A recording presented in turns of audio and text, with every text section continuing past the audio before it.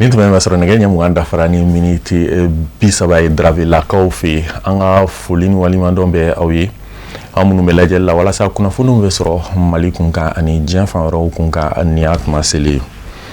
Mali sariya sɛbɛn min bɛ tali kɛ siraba lakanako kunkan article 27 a jɔsen fɔlɔ o ye a yira k'a fɔ ko casque donni wajibiyalen don mototigi bɛɛ lajɛlen kan ka sababu kɛ n'i ye casque don ala man kisi la ni accident bɔra kɔnɔ a bɛ kɛ sababu ye ka motobolila lakana o hukumu de kɔnɔna la casque jɔyɔrɔ ka bon kosɛbɛ bolimafɛn senfilatigiw la o hukumu kɔnɔ an ye ɲinini dɔ kɛ a ko kunkan an ka ɲɛmada fɛ Mali kɔnɔ yan wajibi de don bolimafɛn senfila ni sabatigiw fo ka taa bila nɔgɔsow la casque donni ye wajibi o bɛɛ lajɛlen kan maa minnu kumana an ka kuma galamanu na olu y'a yira k'a fɔ ko lakanacogo wɛrɛ foyi tɛ mototigi la ani nɔgɔsotigiw la ni casque tɛ nka jateminɛw y'a yira k'a fɔ ko o casque maaw tɛ k'o matarafa awɔ ni ye casque ko kuma fɔ nafa b'a la bari diɲɛ fɛn o fɛn n'a bɛ jamanadenw concerné jamana ɲɛmɔgɔw sigi kun y'o ye i y'a jateminɛ an ka gafeba min bɛ yen ni sirabakan sariya kuma bɛ fɔ a kɔnɔ a kɛra sira bolicogo ye a kɛra bolifɛn ye o bolifɛntigi yɛrɛ o i ka ko kɛta o i bɛna tila ka min kɛ i ka tila ka min kɛ o bɛɛ bɛ gafe na n'a bɛ fɔ a ma code de la route a jateminɛna k'a fɔ majɛ dɔw b'a la nka segin kɛra a kan ka code de la route kura bɔ o code de la route kura min bɔra a nana jateminɛ k'a fɔ port de casque o donna a kɔnɔ article dɔ bɛ yen n'a bɛ fɔ o ma ko article 27 n'i donna o so kɔnɔ o sigiden dɔ bɛ yen o b'a fɔ alinéa 1 code de la route kuma casque kuma b'o kɔnɔ k'a fɔ casque donni nɛgɛsotigi motomisɛnnin motobatigi moto sensabatigi k'a fɔ casque donni kɛra o bɛɛ ma wajibi ye wa ni mɔgɔ min m'a dɔn i ye sariya sɔsɔ o kɔrɔ ko i ka tila ka ɲangi sirabakan sariya n'i y'a sɔsɔ ɲangini de bɛ kɛ n'o ye wari sara dɔ ye wari hakɛya dɔ bɛ yen e ka tila k'o sara e mɔgɔ o mɔgɔ i yera o bolifɛn sen fila sen saba ninnu kan n'a y'a sɔrɔ casque tɛ e kun na walima mɔgɔ min b'i kɔfɛ casque tɛ o kun na kɔrɔ ko sariya sɔsɔ don an ka sariya yɛrɛ de b'a kɔn sariya yɛrɛ de fana b'a wajibiya k'a fɔ a ka tila ka kɛ Monsieur Kamara n'ale haute école tigi a y'a yira ka kuma la k'a fɔ ko casque donni a bɛ se ka kɛ sababu ye ni accident kɛra ka mototigi lakana accident kɔlɔlɔw ka dan sira la bon n'i y'a jateminɛ casque donbaliya kɔlɔlɔ ka bon comme an y'a fɔ cogo min na casque bɛ yen nɔ a bɛ bolifɛn bolila tanga n'i kɛra kasara kɛfɛn n'o ye accident ye a tɛ kasara in yɛrɛ bali a tɛ accident bali nka a b'a to e mɔgɔ min n'i ye casque don n'i kɛra accident kɛfɛn ye i kunkolo bɛ cili min kɛ gudɔrɔn kun tuma dɔw la a bɛ se ka si tuma dɔw la fɛn dɔw yɛrɛ bɛ se ka na bin i kunkolo kan komi fɛn dɔw yɛrɛ bɛ gudɔrɔn kan i kunkolo bɛ se ka taa ci olu kun ni casque b'i kun na a ka ca ala fɛ a bɛ caman bɔ a la jateminɛ yɛrɛ la a jateminɛ k'a fɔ casque bɛ kunkolo la ka na 100 sarada la fo ka taa se 70 ɲɔgɔnna hakɛya ma an dun b'a jateminɛ adamaden na kunkolo de ye mɔgɔ nimayɔrɔ fanba yɛrɛ ye ni yen tora ka tiɲɛ dɔrɔn kuma dɔw dilanni tɛ sɔrɔ a la kunkolo dun a bɛ filen dɔ de kɔnɔ n'o ye an kunkolo baara yɛrɛ ye min b'a kɔnɔ n'o nafa ka bon n'o yɛrɛ bɛ taa n'an ka adamadenya bɛɛ ye o ye kunsɛmɛ ye ni kunkolo yɛrɛ dun n'a tora ka bin cogo dɔ la a kɔnɔfɛn bɛ tiɲɛ dɛ ni fɛn min bɛ minɛn kɔnɔ ni minɛn yɛrɛ tora ka cogo dɔ sɔrɔ dɔrɔn fɛn min b'a kɔnɔ n'a ma bɔn a n'a jɛngɛ kunsɛmɛ dun n'ale tora ka bɔ a nɔ la walima a sɔrɔla cogo dɔ la dɔrɔn a bɛ i ka adamadenya yɛrɛ lanɔgɔ kosɛbɛ kosɛbɛ kosɛbɛ bari an bɛ adamadenya fɛn fɛn kɛ a bɛɛ bɛ taa ni kunsɛmɛ in de ye c'est vrai que casque donni nafa ka bon a b'a to o kunkolo in o bɛ se ka labɛn accident bɛ kɛ i b'a ye mɔgɔ sen kelen tigɛra bolo kelen tigɛra kɔ karila nka o bɛɛ la a bɛ nin la nka ni kunkolo in tora ka tiɲɛ cogo dɔ la yɔrɔ a foyi ti ɲɛ bilen. Hôpital du Mali urgence ɲama min kumana an ka kuma galamanu na ale y'a yira k'a fɔ ko maa minnu bɛ moto accident sɔrɔ n'o o bɛ se olu fɛ yen nɔ k'a caman na i bɛ taa sɔrɔ kunkolo o de ta ka jugu n'a tɔ bɛɛ ka d'a kan accident ko n'a ye kunkolo sɔrɔ a bɛ se ka fiɲɛ bila i la i ka adamadenya bɛɛ lajɛlen kɔnɔna la wali kelen i ni yɛrɛ ka to a la. Casque donni nafaba de b'a la parce que Mali la yan an y'a jateminɛ casque don ka suma maliyɛn fan fɛ mɔgɔ kelen kelenninw b'a don dɛ. N'i y'a ye mɔgɔ minnu na souvent a caman i bɛ taa sɔrɔ dɔw ka baarakɛyɔrɔ b'a exiger k'u ka casque don mais an yɛrɛ ka population casque don a kuma ka ca dɔw b'a fɔ n t'a don parce que a bɛ n degun dɔw yɛrɛ ma a bila u kunna yɛrɛ ko n'i y'a don k'a b'i kisi fɛn dɔ ma anw fɛ yan casque don bɛ i kisi i kunkolo kisi parce que ni accident de so kasi ti kuna no banabato chama bi na mfea na ba fo ma traumatisme crânien i beta sura chama kunkolo joginindo ni kaski bi kuna afse ki kisi kunkolo jogima i kunkolo mana jogi madola adobe frakali ba do no ya no madola fo do ko opérer ni opération kerala adobe kenya adobe tseka kenya madola ni rebi twala fane ka bwala afse ka finya la ka mo yala fane ba ko chafi odi la kaski do akai anafaka bu pour que ni shika ni ko la shika ni soro bon ko chek mala mo ba ni izajo be fe surtout moto tibu anga kaski do an kuna anne ambe mo an ko so mo anga kaski anga fo fane kaski do parce que kaski do abankishi banama min tanke mo toy foka taminke ola fama yere ka laje alibi fumanke non de juguni kacha parce que moto be fumanka de bulu kacha ya no ama forma la population jeune moto bulu de bulu kacha ya amani no lu fe lu ka kaski do kuna parce que le chimisi ni asuwe kaski de mala kana ke kololo yu makuga jena tige chenkabla amala dona ka fo Mali shariam be talike code la route kan ale kelen no ka kaski doni wajibiya bulma fen sin fla sin saba fuka tabla no so tigu bela jelena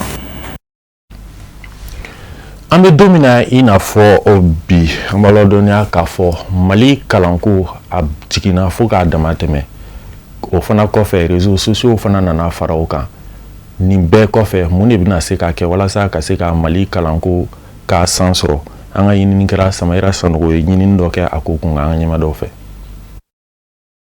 Facebook bla téléphone kan WhatsApp sigi téléphone kono ka kuma Viber kan imo dakuru kele réseaux sociaux ne ke waliye min be ke ka chaya bi ekolodo chama fe min kera sababu ni ga dugu se o ka don tama abi o le chama kono ka fo ni téléphone mi ne bolo be réseaux sociaux be mi WhatsApp la ou mi Facebook kan o de kapsa ni kalaye la bi o le chama kono o de kapsa ni kalaye donc utilise on ta o le chama be utilise on ta ali na manya ka fo ko fiendo yera kalanko la kasane no wati la ba nunu ye akafo ko ekolodo ka don ta sebe koro doya la akumba be se ka ke réseaux sociaux ye ni e téléphone sanga di dema aba a ke to mi ajado donc da to amaye ka fo ko souvent ali examen watu fait et dimsunu be groupe formé wa sabu sans fait be fenro ke donc o do ka siga bara yere ke ka kala yere ke na fo anim siga nga wasani bara mu to ke bu yere di téléphone de ma ka bara ken oyi donc o de ba to anyi ba la ka fo dimsunu ka tisika niveau soro na fo amba fa ka so ke to amna mo do ya ira ka fo ko demaso no babe ko ina baw ulu de be téléphone sanga di dema depuis ashima ta yorola demsenu be wati bata o kan 80 livres kan folo e ko le atamonyo ke kala semende kaye livre na 600 e ko le kala ni uta ke mo ke waso bidon la be o yoye téléphone wo bulu donc vous la téléphone ga ala don de badon téléphone ga fin va sans fait donc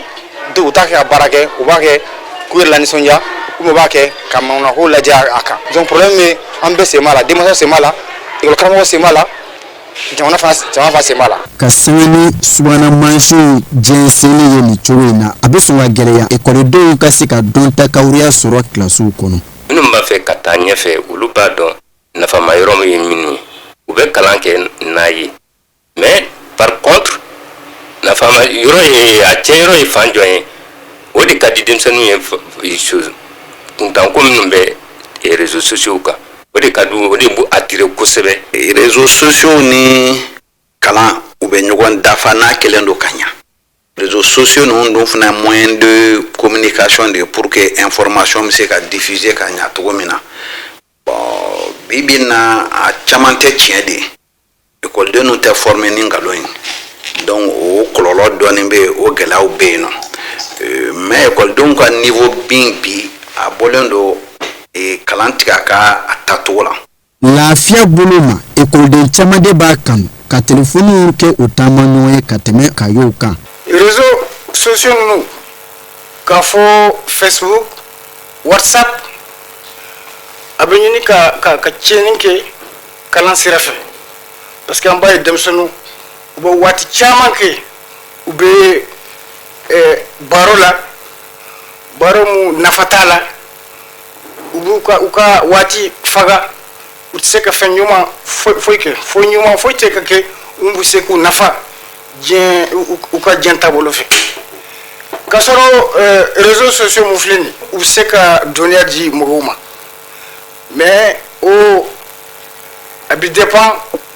mɔgɔw b'a utiliser a ka utilisation cogoya. n'a ma ɲɛ k'a fɔ ko tɛgɛnkɔni sinna u ma k'a yira k'a fɔ ko olu de tɛ fɛn dɔn ekɔliden dɔw y'a yira k'a fɔ olu ka fɛn dɔnbaliya kun tɛ se ka kɛ réseaux sociaux ye nka kun wɛrɛw ye a la. anw tɛ fɛn dɔn k'anw bɛ téléphone min utiliser o de b'a to an ka expérience an ka ko dɔn dɔ bɔra o la ne kɔni b'a fɔ contraire téléphone m'an dɛmɛ ka baara kɛ mais mɔgɔ minnu b'a utiliser olu de t'a baara kɛ cogo dɔn anu kan ka min k'a la a n'a bɛ nafa min s'u ma olu de t'o dɔn grève minnu bɛ kɛ la sisan olu de bɛ se ka jouer élèves ka base de niveau kan. kalan bɛ kɛ ekɔlidenw kun walasa sini ma sini kɛnɛ ma u ka se ka dɔ kɛ o yɛrɛ ye a ka ja ka dɔ kɛ maa wɛrɛ ye o baara kɛko ɲuman tɛ se ka kɛ o fɛ fo n'a sɔrɔ la min kan ka kɛ o fɛ o ɲinini k'o si dɔn o la jan ka kɛ subana mansiw la baara cogo la a laban kana kɛ min kun y'a dɔn ye. Mali musow ka fara ɲɔgɔn kan jɛkuluba min bɛ wele kafo ale ni Mali musow ka jɛkulu caman wɛrɛw farala ɲɔgɔn kan ka kɛ ONG san 1992 ani san o ONG in ka wulikajɔ cɛsiri bɛna ɲɛsin fɛn ma o de ye ka se ka musow ka hakɛw tɔpɔtɔ u ka se ka formation kɛ ani jɔyɔrɔw bɛ se ka bonya faso kɔnɔ cogo min na Alihamidu Badini ani Nuhum Kone ka sɔrɔlen don. Jatuh nana ye k'a fɔ muso jɛkulu commencera ka falen donc o la a laɲinina muso jɛkulu ka fara ɲɔgɔn kan n'u farala ɲɔgɔn kan o b'u kumadiya o b'a to ni an ka ɲɛmɔgɔw b'a fɛ ka kuma musow fɛ u bɛ se ka jɛkulu kelen sɔrɔ u ninnu bɛ kuma ɲɔgɔn fɛ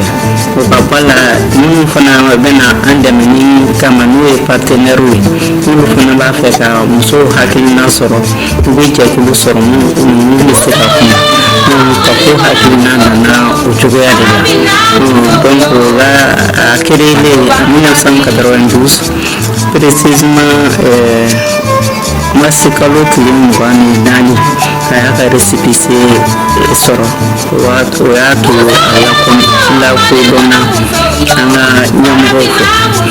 ka bɔ o wagati la fo ka na se sisan na ka fɔ kɔni a dɔ de bɛ ka fara a jama ka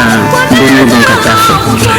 depuis a bɛ Bamakɔ dɔrɔn de kɔnɔ fo sisan a bɛ Mali région bɛɛ kɔnɔ a bɛ Mali cercle bɛɛ kɔnɔ a bɛ Mali commune bɛɛ kɔnɔ a bɛ Mali quartier bɛɛ kɔnɔ ka hakili kɛ hakili ka kuma la ko hali n'i taara Mali dugu laban de la an n'a kɛra muso kelen i b'o sɔrɔ min b'i yɛrɛ yira k'a fɔ k'ale ye kafo an bɛ se k'a fɔ an bɛ baara kɛla ɲɔgɔn ye sisan parce que an bɛ k'an ka répertoire actualiser an y'a ɲini an ka jɛkulu bɛɛ lajɛlen fɛ région ni fan bɛɛ fo ka liste bila ka na parce que wagati ni wagati an bɛ to k'an ka répertoire actualiser nka an bɛ don min na komi bi an bɛ baara kɛ ni hakɛ min muso jɛkulu b'a saba parce que n'i ye kafo yɛrɛ ta k'a lajɛ association b'a kɔnɔ groupement de femmes b'a kɔnɔ coopérative b'a kɔnɔ ONG féminine b'a kɔnɔ fɛn fɛn n'a bɛ fɔ i ma ko muso jɛkulu bɛɛ b'i yɛrɛ sɔrɔ kafo kɔnɔ dabɔra ka musow fara ɲɔgɔn kan ka hakilina kelen tagama ni hakilina kelen na an jɔyɔrɔ bɛ se ka bonya fasojɔ la cogo di n'i ye fasojɔ ta k'a lajɛ i bɛ musow sɔrɔ a fan bɛɛ la du kɔnɔna na fɔlɔ bɛɛ b'a dɔn k'a fɔ muso jɔyɔrɔ ka bon du kɔnɔ n'i y'a mɛn du yɛrɛ muso de don dennaminw ka dudenw tɔpɔtɔ o ye muso jɔyɔrɔba ye n'i bɔra yen nɔ n'i taara kɛnɛmala la n'i ye secteur fɛn fɛn ta n'a fasojɔ bɛ fɔ a secteur ma i b'a sɔrɔ muso jɔyɔrɔba ye a la ni secteur informel yɛrɛ ta musow de ka ca o la ka tɛmɛ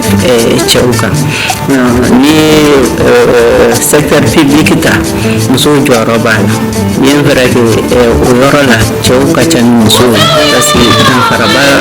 kun donna musow ni cɛw cɛ kalanko ta fanfɛla la musow bɛ furu joona a dɔw yɛrɛ tɛ taa kalan ekɔli la bon sisan faamuyaliw bɛ ka na dɔɔni surtout ni an b'a fɔ mun an ka togoda la o yɔrɔ ninnu musow tun tɛ taa ekɔli la hali n'u taara u bɛ furu bɔ ka furu u b'a yira k'a fɔ ko muso ka nafaba tɛ kalan na ou bien minnu ma taa ekɔli la fana u bɛ to so kɔnɔ baw dɛmɛni na sokɔnɔ baaraw ni jagow ni fɛn caman na donc o b'a yira k'a fɔ muso faso baara tɛ se ka taa cogo si la musow kɔ donc musow bɛ ka jɔyɔrɔba fa kalanko ta fanfɛ sisan an bɛ ka taa ekɔlibaw la an bɛ se k'a fɔ ko yɛlɛma bɛ yen nɔ parce que o kota ko n'a bɛ fɔ a ma 30% a bɛ ka lawaleya hali n'a ma kɛ pourcentage ba ye mais a kɛra cogo o cogo minnu kan ka musow ɲini ou bien ni élection kɛra hakili bɛ to musow la o hakɛ batoli la ni administration ta k'a lajɛ fɔlɔ ani bi a tɛ kelen n y'a fɔ facteur caman bɛ na ni sababu ye minnu na musow jɔyɔrɔ dɔgɔyara administration baara kɔnɔna na mais o walew bɛ ka nɔgɔya dɔɔni parce que musow yɛrɛ bɛ ka kalan musow bɛ ka faamuyali sɔrɔ musow bɛ ka musakaw fana sɔrɔ mun b'a to u da bɛ don faso jɔ baara la décision bɛ ta yɔrɔ min u fana bɛ kɛ yen parce que fɔlɔ la cɛw de tun ye décision ta musow place la an ka lamɔ cogoya an tun b'a fɔ fɔlɔ ni cɛw y'a bila yɔrɔ min an bɛ yen nɔ mais a ka ca ala fɛ n'a fɔra hakɛ ko cɛw hakili bɛ to u yɛrɛ de la kosɛbɛ hali n'a ka di u ye ka muso t'a fɔ ko kuma bɛnnen bɛ kumatigi la ni mɔgɔ wɛrɛ e yɛrɛ bɛ se k'i kunkan ko fɔ cogo min na hali ni mɔgɔ wɛrɛ ko k'a b'a fɔ a tɛna se k'a fɔ ka i nimisi wasa mais n'i yɛrɛ b'a kɛnɛ kan a ka ca ala fɛ i bɛ lamɛn i bɛ faamuyali fana bɛ sɔrɔ i ka kan ni hakɛ mun ye o bɛ se ka di walasa ka diɲɛ fan wɛrɛ kibaruyaw dɔn an ka karamɔgɔ Musa Fan b'a lamɛn.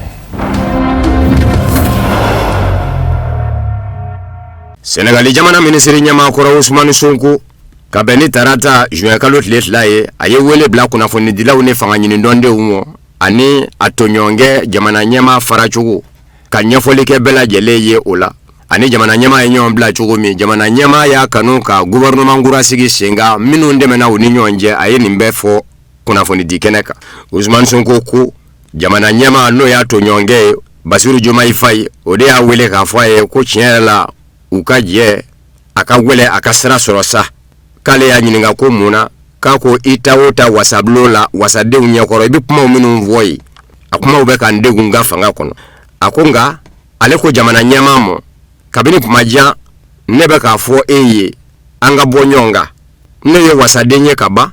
ne bɛ se ka segin wasabulon kɔnɔ i ka fɛrɛ i ka fanga mɔ k'a bɛ siɲɛ 3 bɔ ale ni jamana ɲɛmaa kɛ o kɛ ka ɲɔgɔn sɔrɔ a bɛ nin fɔ a ye wa ko seerew bɛ a la fana ko nka ko jamana ɲɛmaa yɛrɛ de kun ma sɔn u ka bɔ ɲɔgɔn kan ko jamana ɲɛmaa ko a ma ko baara fanga ka bon jamana ɲɛmaayaso kɔnɔ ne t'a fɛ e ka bɔ ne da fɛ Usmani Sonko ale y'o fɔ jamana ɲɛmaa ye mun na a tun bɛ kuma jan bɔ fɔɲɔgɔnkɔ tun bɛ ka bonya u ni ɲɔgɔn cɛ minnu bɛ jamana ɲɛmaa Basiru Jomayi da fɛ n'olu ɲɛtinɛ kɛ bɛ ale ye ale yɛrɛ nɔfɛmɔgɔw minnu fɛnɛ ɲɛ bɛ ko bɛɛ kɛcogo fɛnɛ na gwɛlɛya kun sera hakɛ dɔ la u ni ɲɔgɔn cɛ fɔ ale kungo jamana ɲɛmaa ma u ka ɲɔgɔn bila sutura kɔnɔ a ko u ka kuma laban min kɛra ale n'a tɔɲɔgɔnkɛ jamana ɲɛmaa Basiru Jomayi Fayi n'o kun bɛ tali kɛ u ka ɲɔgɔn bila kan kɔsa in na u ma bɛn foyi kan k'a fɔ an bɛ ɲɔgɔn bila nin cogo in na a ko ale ye min ye dɔrɔn jamana ɲɛmaa ka cogoya la jamana ɲɛmaa kun b'a fɛ ale ka bɔ k'a jira diɲɛmaa na k'a fɔ ne bɛ bɔ minisiri ɲɛmaaya jɔyɔrɔ la wa ne jamana ɲɛmaa Basiru Jomayi Fayi jɛma k'a don k'ale ko tiɲɛ yɛrɛ la ale tɛ se k'o kɛ ale ko n'a bɛ sɔn ale bɛ sira fila jira a la taa ka kɛ o kan a ka to ale ka taa yɛrɛ mɔ ka bɔ minisiri ɲɛmaaya jɔyɔrɔ la abita bisimila minɛ wasablo la sira filana u ka sigi u ka kuma u yɛrɛ dama n'u bɛ se ka fɛɛrɛ dɔ sɔrɔ u ni ɲɔgɔn cɛ gwɛlɛya la ka sababu kɛ gwɛlɛya in tɛ dɔ wɛrɛ nɔfɛ jamanadenw ye danaya da u ka fanga kalifa u la ni hakilinaw minnu ye n'olu yɛrɛ de y'o sarati ka ta jamanadenw ye o waleli ko a toɲɔgɔnkɛ jamana ɲɛmaa Basiru Jumayi Fayi n'a ni ɲɔgɔn cɛ kuma danna o yɔrɔ la ko jamana ɲɛmaa ko wa i b'a to kerecɛnya ɲɛnajɛ dɔ bɛ yen ko Pentecôte n bɛ taa foli bila Sénégal kerecɛnw ka ɲɛmaaba archevêque la n'i bɛ tila ka segin ɲɔgɔn ma ka kuma in kɛ an ka se ka bɛn kan kelen kan k'ale sigin bɛ ka Basiru Jumayi Fayi makɔnɔ Basiru Jumayi Fayi nane ka bɔ kerecɛnw ka ɲɛmaaba fɛ yen a y'ale wele ko wa k'u tɛna se ka ɲɔgɔn sɔrɔ bilen k'u bɛ kuma ko kan ɲɔgɔn bila cogo kan ale kɔni b'a da tulo kan ka fɔ nin y'a bilatɔ ye ale fɛ ka bɔ minisiri ɲɛmaaya la ko ale fana kama ko tɔɔrɔ foyi t'o la ko ale sigilen b'a ka so 20h35 surɔtɔw dunnen kɔ Basiru Jumayi Fayi ye sɛbɛnni kɛ ka ci a ma ko a bɔra minisiri ɲɛmaaya la k'ale fana ko tɔɔrɔ ti fɔ bɛɛ lajɛlen ka sɔrɔ k'a ye jabaraninso la directement na Sénégal a ko gwɛlɛya filanan gouvernement kura sigitɔ ale kɛlen k'a ka minisiri kɔrɔ wele ani minnu ye baara kɛ ka tɛmɛ a ka fanga ɲinindɔ maaw don a bɛna foli bila u la bonyamasegin ani fɛn minnu kan ka kɛ don nataw la ko ale bɛ bala mun na jamana ɲɛmaa Basiru Jumayi Fayi de filɛ ka i den ka minisiri bɛɛ lajɛlen wele kelen kelen a b'a fɛ minnu ka segin minisiriya la o minisiri kɔrɔ ninnu fana ye o lase ale ma ale yɛrɛ y'a wele ale ko Basiru Jumayi Fayi e ye fanga ɲinindɔ den ye i kuma an jɛla yan e b'a dɔn an ka fanga ɲinindɔ taabolo ye min ye tɛmɛ kan ka kɛ sira min fɛ ka minisiri ta o dɔnnen don k'a fɔ i bɛ maaw kelen kelen wele k'u bila minisiriya la i n'a fɔ u ma sɔrɔ fanga ɲinindɔ kɔnɔ o t'a kɛcogo ye k'ale ye misaliya dɔw d'a ma Abdou Diouf mago jɔlen Ablaye Wade la k'o to fanga sinamatɔnya binna k'u kan o baaraw kɛra cogo minnu na ka na se olu yɛrɛ ka fanga sinamatɔnya binna k'u ma tuma min na ni u ni Macky Sall bɔ a mɛn ɲɔgɔn na Macky Sall kɛlen ka ci bila u ma k'a ka di a ye a n'u ka ɲɔgɔn ye u y'o baaraw kɛ siraw minnu fɛ tɛmɛ kɛra ni fanga ɲinindɔ ɲɛmaaya sow minnu ye minnu da kan ka don a kuma na tɛmɛ kɛra n'olu minnu ye ni olu bɛɛ lajɛlen fanba y'a jira k'a fɔ an ka taa Macky Sall lamɛn k'o bɛɛ kɛra Basiru Jumayi Fayi yɛrɛ ɲɛna k'a ti u cɛla yan k'a bɛ se ka bɔ ale kɔfɛ cogo jumɛn ka taa nin lɔtɔmɔni kɛ ko yala ko wɛrɛ de bɛ ani cɛ wa n'o tɛ k'ale kun k'a mɔ yɛrɛ minisiri ɲɛmaaya tɛ se ka taa ka anw dan an ka fanga ɲinindɔ ka sabu kɛ wasaden fanba bɛ anw de bolo ni ne dɛsɛ bɛ ka ku kɔji kelen na ko an ye bamaba fila ye ko kɔji bira ka juguya yan na i bɛ se ka ci bila fanga ɲinindɔ kɔnɔ k'a fɔ aw de ni minisiri ɲɛmaaya jɔyɔrɔ ka kan nka minisiri ɲɛmaa min filɛ nin ye n'o y'a ka maa ye ne n'o tɛna ɲɛ sigi la ne b'a fɛ k'o bila a ka nɔna bila ni maa wɛrɛ ye aw cɛ la k'ale ye nin bɛɛ da jira jamana ɲɛmaa Basiru Jumayi Fayi la Ousmane Sonko ka kumaw la a ye kɔrɔfɔ gwɛlɛ caman fɔ a ko Basiru Jumayi Fayi ale bolo a dulon bɛ sani dugu cɛ o kɔrɔ a n'a kɛ ɲankuma ani maa tɔw ka tiɲɛ tɛ kelen ye walima a bolo dan bɛ fɛn wɛrɛ ka maa tɔw tɛ min dɔn nka a ka jigi n'o tɛ n'a diyara fanga ɲinindɔ Pastef ye n'a ye gouvernement sigi o tɛna bɔ kari la ka nɛnɛ sɔrɔ mɛnɛma senna tile 3 don u b'a bi ko nka Pastef tɛn'o kɛ Basiru Jumayi Fayi ka dɔn k'a fɔ a faden tɛ u ye ni faden bɛ la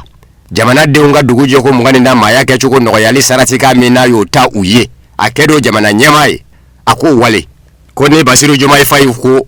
ale m'a kɛ jamana ɲɛmaa ye ko a ka bɔ sini k'a bɛ maa 100 fara ɲɔgɔn kan Sénégal ni maaw bɔra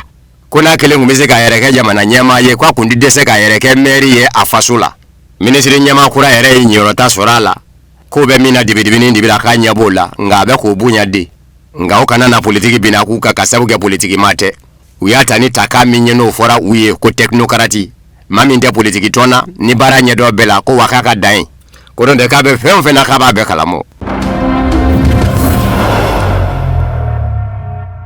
yala an bɛ ka taa Sudan jamana tilali ye 2 ye wa lakanajɛkulu kɛrɛnkɛrɛnnen FSR n'a ɲɛmaa Mohamed Andan Daglo Ameti ni Sudan surasi fanga ɲɛmaa Abdel Fattah al-Burhan bɛ ɲɔgɔn na lakanajɛkulu kɛrɛnkɛrɛnnen FSR de n'an b'a jira k'a fɔ a bɛ fa min fɛ ko fa bɛ kɛ a dama yɔrɔ ye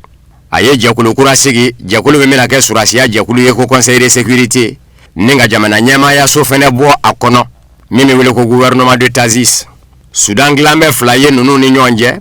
Jamana gaɲaka yanfa ni a kɔrɔ yanfa bɛ Sudan surasi fanga bolo n'o ɲɛmaa ye Abdel Fattah al-Burhani ye. A ka dangankɔrɔ fanga nana n'o carakan bɛ ɲɔgɔn na bi. Mohamed Andan Daglo n'a ka lakanajɛkulu kɛrɛnkɛrɛnnen FSR tilebi yanfa ni worodugu yanfa bɛ o bolo. Jɛkulu kura min bɛna sigi n'a b'i n'a fɔ jamana ɲɛmaayaso jate Sudan fanko in fɛ lakanajɛkulu kɛrɛnkɛrɛnnen fɛ.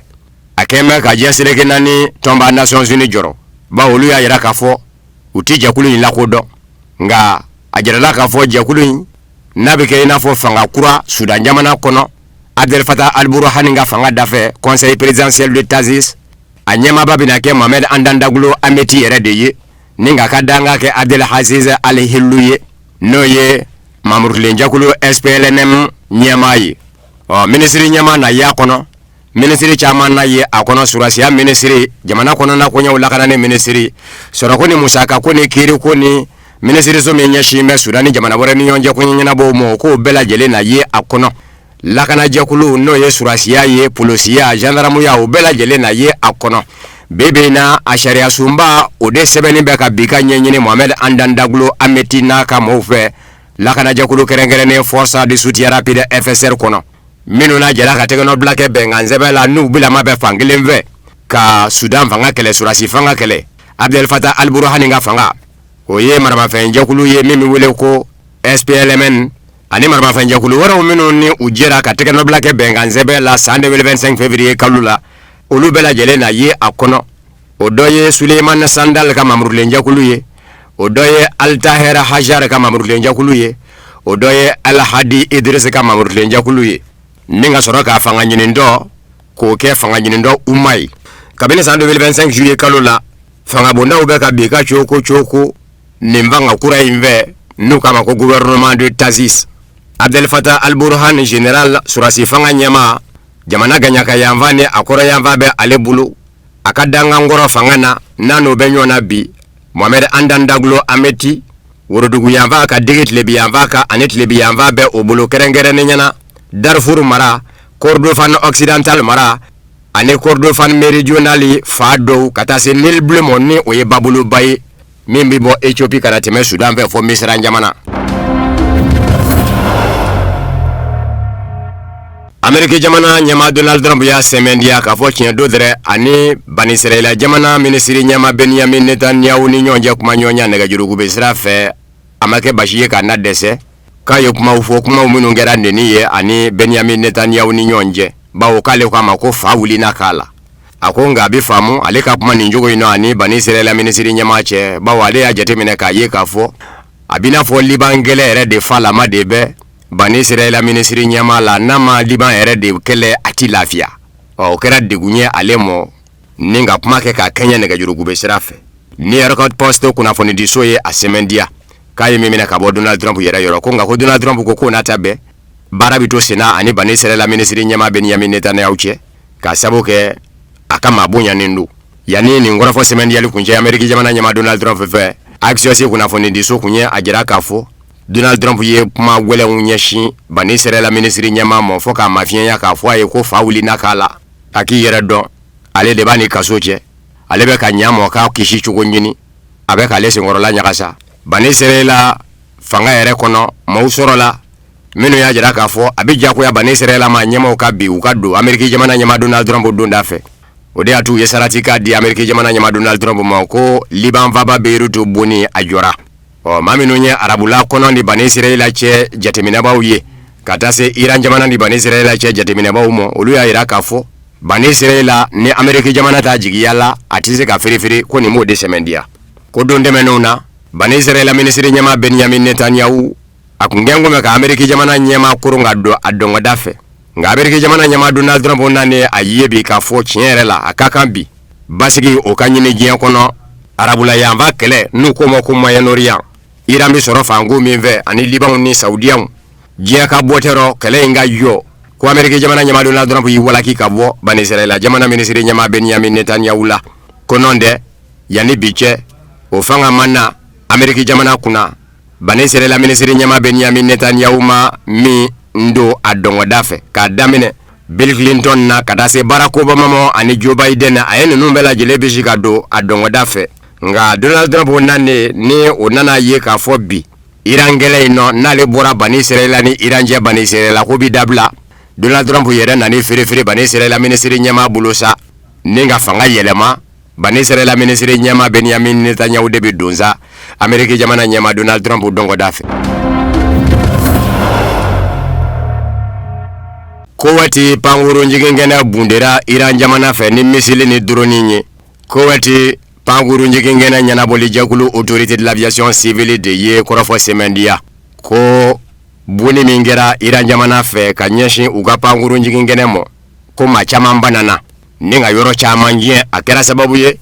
Panguru minunganga wili. Kowati panguru njigingene inaka jie mine. O panguru wili li jora. Minu mvenebe kana kubi jigi panguru njigingene ina. Olu dag ngazalo la kabo panguru njigingene ina kasenu ye panguru njigikene warela Colonel Sauda El Autani nga fola ni oye Kuwati jamana surasiya ministri so babu sendigi ye ako panguru njigingene misile ni droni de yabu Iran jamana fe kuma chama jogina yoro chama njena Amerika jamana surasiya nyama ya somi nyeshime Iran jamana kelemo no ye commandement central américain oya jira ka bene araba sogmada yamba nye kafo Amerika jamana aye bundeli do nyeshi Iran jamana surasiya daga yoro do mo inafo keshimo gunka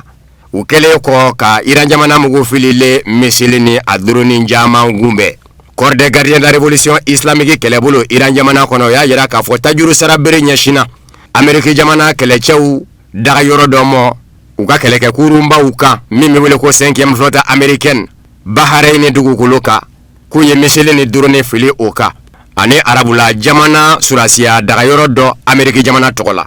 o korofo fene labana ka semendia lere demando o kofe Amerika jamana surasiya fe kwaye misile mugo filita do ni drone do nato kumbe ku bungu kien minu mbora Iran yamba fe o fene da fe Donald Trump ka ministre mi nyashime Amerika ni jamana wara ni nyonja kunyanya na bo mo Marco Rubio aya yira kafo o danganiyate Amerika jamana bulo kafo shini njamana ka deme kera sababu ye Iran jamana mo ani Amerika je kelelo ka Amerika jamana sege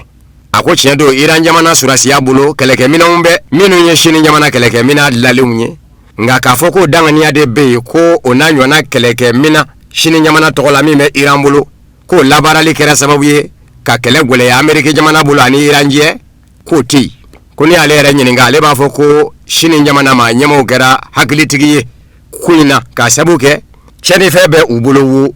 mime se ka di Iran jamana mo ka Amerika jamana kele jogo jugula ko nga koni yaye umoke fuyu totu ku kera hagilitigi wiye ko nga halibi akadi Amerika jamana nyamo ye shini jamana ku deme jesere nani to ma Nations Unies nyama ya sokono Amerika jamana keme kala nyine minge ni kala taka nga ke okado na taula detorador mozo kwa jibolo alakanani kunga anada yeleli kunga kwa kada ye ko shini jamana kaye Amerika jamana fambe uro ukuma ila nyini ye minye ni akalata daminena ko bengera kangelenga ko mafamba tara Amerika yamba fe shini jamana kanaka dura de veto banamini jesere nani to ma Nations Unies ka haklina ni keliche kuma la nyini yode uya nyini nga yala irisila jamana ta faye menye kuro ako irisila jamana ni Iran jeje anye mimvo aye shini nda kunga kafo udangani ya tambulo mima jira ko shini ye unanyo na minanjole ndi Iran jamana mo kakeleche ambulo ani Iran je andize udangani ya kelefo ani irisila che bao hali ni kalata kera kefenye jensere kenani toma Nations Unies na ati jiga ngono yere kamba jira irisila jamana na kakana kadura de veto banamini kuni keliche kasabuke irisila jamana ni Iran je ye abechuko mina andise ka fembo Europe mana ya dema pumai ningera Amerika jamana nyama Donald Trump ka ministry ka pumai ministry be nyeshime Amerika ni jamana wara ni nyonja kunyanya na bo moni oye Marco Rubio yi